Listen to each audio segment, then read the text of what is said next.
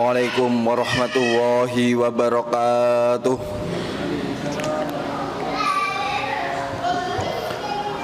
Alhamdulillah, alhamdulillahilladzi hadana li hadza wa nahtadiya kunna lawan hada. Wa asyhadu an la ilaha illallah wa asyhadu anna Muhammadan abduhu wa rasuluh. Khatamir rasulin wal anbiya'il mursalin. Alhamdulillah, di kesempatan sore hari ini kita masih dipertemukan di bulan yang penuh mulia, yaitu bulan suci Ramadan yang hari ini memasuki hari yang ke-12. Semoga Allah senantiasa memberikan kesehatan kepada kita sehingga kita bisa menikmati dalam beribadah hingga akhir Ramadan nanti.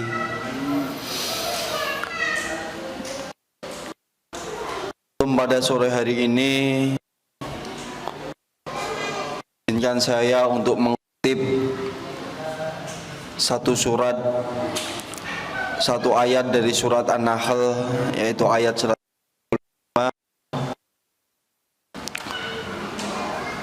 Ud'u ila sabili rabbika bil mau'idatil hasanah bil hikmati wal mau'idatil hasanah. Ud'u, serukanlah atau ajaklah, ila sabili rabbika, kepada jalan Tuhanmu, bil hikmat mau'idatil hasanah, dan dengan perkataan yang baik.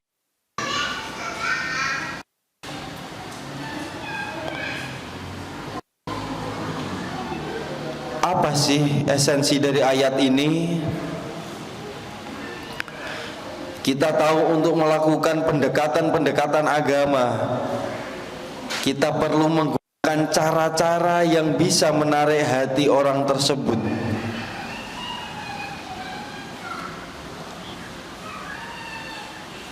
Bagaimana? Tentunya dengan hikmah. Apa itu hikmah? Dengan cara mencontohkan. Makanya sebaik-baik contoh itu adalah Rasulullah, uswatun hasanah. Beliau adalah sebaik-baik percontohan.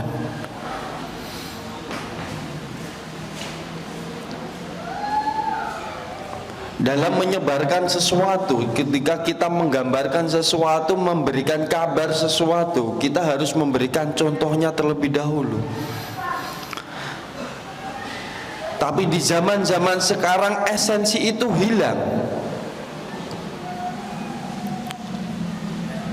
Banyak bagian-bagian dari orang tua yang menginginkan pendidikan terhadap anaknya. Anaknya disuruh untuk mengaji, anaknya disuruh untuk ke masjid, tapi orang tuanya yang menyuruh berada di depan TV-nya. Itu hanya menyeru ila sabili rabbika, tapi tidak dengan hikmah, tidak dengan mencontohkan.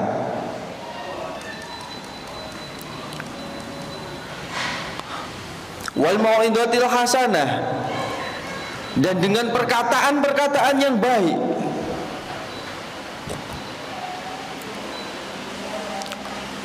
Karena dalam melakukan pendekatan, kita tidak akan melakukan pendekatan yang secara ekstremis, tidak melakukan pendekatan secara caci maki. Karena pendekatan secara ekstremis, secara hanya akan menimbulkan perselisihan. Kasih gambar, kita tahu bahwa di Kecamatan Plumpang, Kabupaten Tuban, itu ada hasil tradisional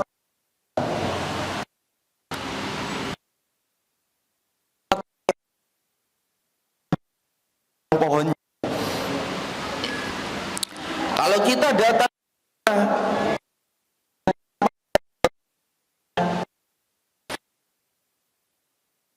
yang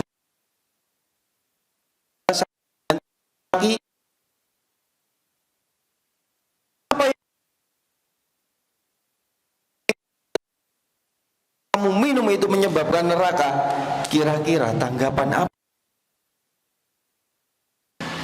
Apakah mereka akan ikut kita atau malah mereka akan memerangi kita? Tentunya mereka akan memerangi kita. Maka bagian besar dari dakwah itu yang terpenting adalah bil hikmah wal mau'izatil hasanah. Dengan adanya madrasah sanawiyah, madrasah aliyah, pondok pesantren yang tempatnya tepat di samping lokalisasi, itu mencontohkan bahwasanya dakwah itu bil hikmah wa bil mau'izatil hasanah. Kita menggeser dari yang awalnya kegelapan menuju ke jalan yang terang, tanpa melukai hati orang-orang terdahulu yang ada di situ. Kita tahu bagaimana galaknya Umar bin Khattab, orang yang kesehariannya adalah menghunus pedang.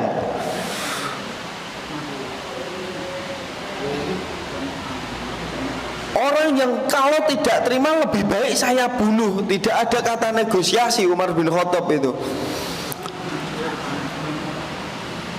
Tapi kekerasan itu luntur karena apa?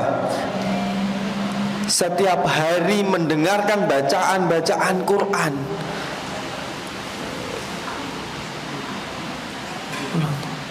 Ibarat batu yang setiap hari ditetesi oleh air, maka batu tersebut lama-kelamaan akan berlubang. Itulah cara menggeser kekerasan. Gunakan dengan cara-cara yang halus.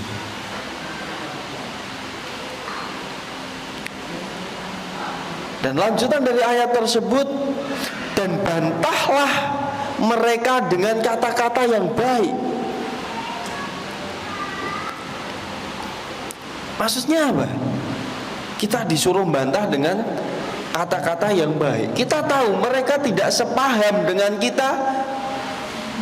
Kita tahu mereka tidak sepemikiran dengan kita. Tapi bukan berarti kita beradu argumen dengan otot.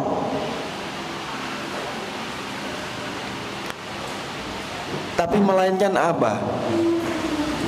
Kita ajak berpikir secara rasional. Kita bawa mereka ke dalil aklinya, ke pemikiran-pemikiran akalnya. Kira-kira kalau kamu menjadi seperti ini, sebab A dan akibatnya A ini nanti apa? Kita harus berikan itu ke mereka. Kalau kita hanya meneriaki mereka dengan kebenaran tanpa memberikan solusi dengan resolusi otaknya dia, gak akan diterima oleh mereka.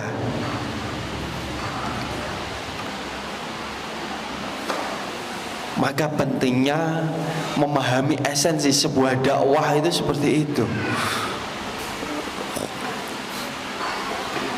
Jangan hanya karena kita merasa paling alim, merasa paling pintar, lantas ketika kita datang di suatu tempat, innalillahi wa inna ilaihi raji'un, ini tempat macam apa? Ini tidak islami. Dengan begitu apakah dia akan tertarik sama kita atau malah ilfil sama kita? Tentunya akan lebih ilfil. Tapi dengan kita pendekatan, dengan kita merayu, dengan kita membuat mereka sungkan, membuat mereka tidak enak, itu lebih menyejukkan. Saya itu punya saudara yang kebetulan kerja di Pazia Hotel dan Karaoke. Saya tanya ke dia, Mas, para penyanyi-penyanyi karaoke itu ada nggak sih yang bawa mukena gitu? Loh, ya ada. Penyanyi karaoke itu ada yang bawa mukena, bahkan ketika waktunya sholat dia sholat. Dalam angan-angan saya, dahlah, Ini sudah wilayahnya Allah, Allah lah yang lebih tahu. Kita sebagai hamba kalau terlalu menghakimi kelihatannya kok kurang pas. Kalau kacamata manusia itu selalu menilainya benar berdasarkan penglihatan kita. Ya. Manusia itu menganggap sesuatu benar karena menurut penglihatannya dia itu adalah sebuah kebenaran tanpa melihat adanya dua sisi. Tapi kalau esensi seorang pendakwah melihat sesuatu dari dua sisi, itu akan lebih mudah diterima.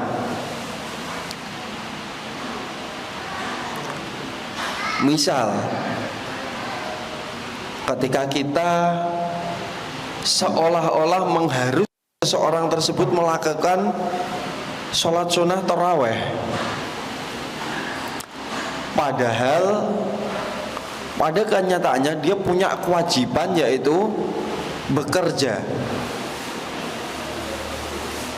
thalabul ma'isyah, menafkahi istri, menafkahi anak. Itu juga sebuah kewajiban. Dan kebetulan dia shift jaga ketika jamnya sholat sunnah taraweh secara berjamaah. Wah, kita lalu caci dia, astagfirullah, itu loh si A itu loh, tiap hari nyari uang tok, dia gak pernah jamaah sholat taraweh di masjid. Dan kita mengatakan seperti itu tanpa memberi solusi. Kalau anak istrinya kita tanggung, dan kita mengatakan seperti itu kepada orang yang bekerja, sah-sah saja.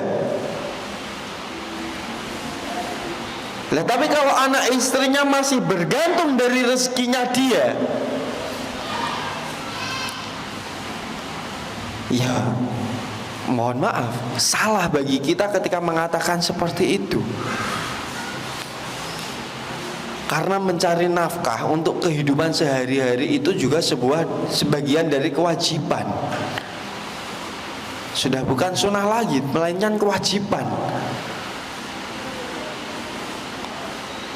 Dan dalam kitab Ihya Ulumuddin, Imam Ghazali itu mengatakan bahwasanya barang siapa yang mendahulukan kesunahan daripada kewajiban, fahuwa sombong, dia itu adalah bagian dari orang yang sombong. Dan salah satu sifat yang dibenci oleh Allah SWT itu adalah kesombongan itu sendiri.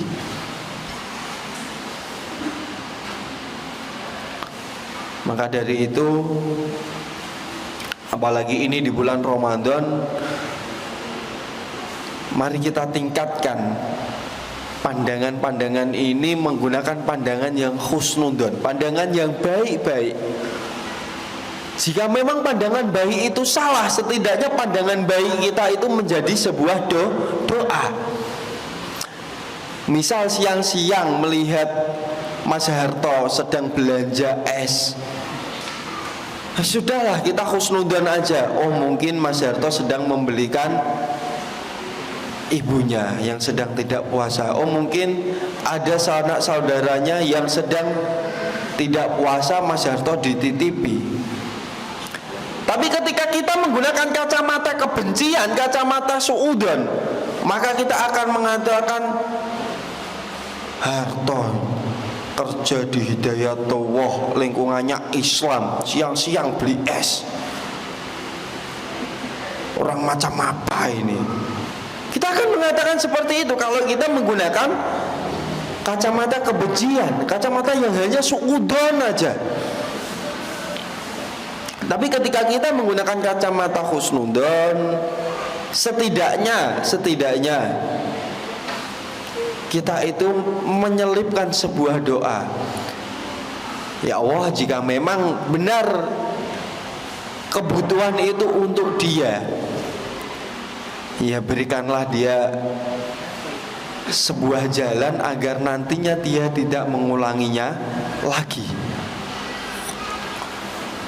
Saya itu pernah punya seorang seorang dermawan, seorang bos mempunyai bengkel motor. Ini sedikit hikmah. Ketika ada karyawan yang mencuri, beliau selalu mengatakan, sudahlah, kalau uang 50.000 bagi dia itu sangat-sangat penting, bagi saya mungkin kurang begitu penting. Dia selalu mengatakan seperti itu. Tapi terselip doa untuknya, semoga lewat uang yang dia curi ini kebutuhan-kebutuhannya dia tercukupi, sehingga dia tidak mencuri di tempat-tempat lain.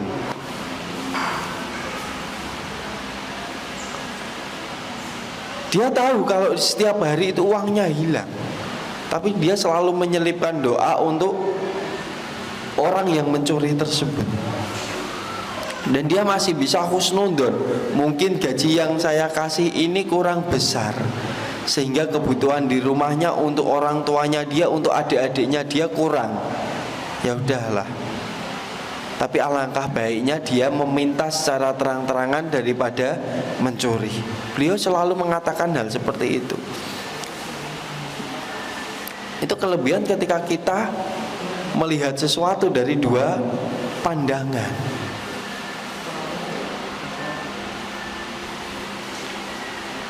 Tapi sayang, di akhir zaman ini orang lupa akan esensi itu. Esensi bahwasanya Allah itu adalah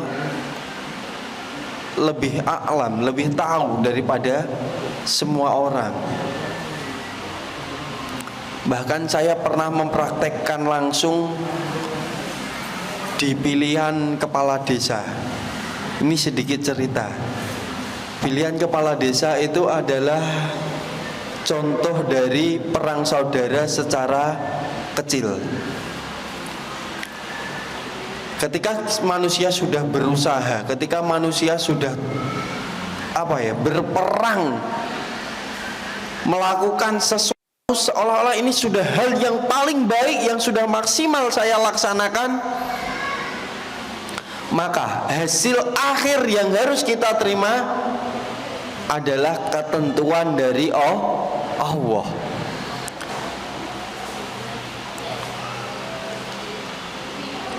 Allah lah pemilik dari semua hasil yang kita lakukan. Manusia itu batasnya hanya berusaha. Manusia itu batasnya hanya berikhtiar. Ketika ikhtiar seorang manusia sudah maksimal, maka hasil akhir itu adalah milik Allah. Agar apa? Agar cenderung tidak ada kebencian di hati kita. Kita kalau terlalu menyandarkan sesuatu terhadap makhluk-makhluk lain, itu yang keluar dari pikiran kita adalah sebuah kebencian. Semoga kita semua dalam Ramadan ini dijauhkan dari sifat-sifat yang dibenci oleh Allah, dan kita menjadi pribadi-pribadi yang lebih baik, yang bisa meningkatkan ibadah-ibadahnya sampai nanti Ramadan usai, bahkan sampai bulan-bulan selain Ramadan. Wallahu a'lam bishawab. Assalamualaikum warahmatullahi wabarakatuh.